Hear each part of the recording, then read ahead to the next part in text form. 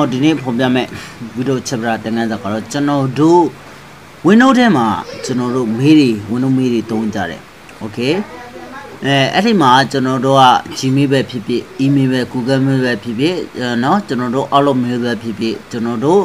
အကုန်လုံး Yahoo Mail ပဲဖြစ်ဖြစ်အကုန်လုံးသုံးကြတယ်အဲ့မှာသုံးတဲ့နေရာမှာလဲကျွန်တော်တို့ browser နဲ့တစ်စင်းဝင်ပြီးတော့သုံးနေကြတယ် Okay ဒါပေမဲ့ browser နဲ့မသုံးမနဲ့ဓာတ်ရိုက်လေးဖွင့်လိုက်ရင်အဲ့ဒီ application လေးဖွင့်လိုက်ရင်လည်း Gmail တန်းရောက်တယ်စစ်လိုက်ရင်မြန်တာမဟုတ်လားเนาะအဲ့ဒီဟာလေးကိုကျွန်တော်တို့ကဖော်ပြမှာဖြစ်ပါတယ်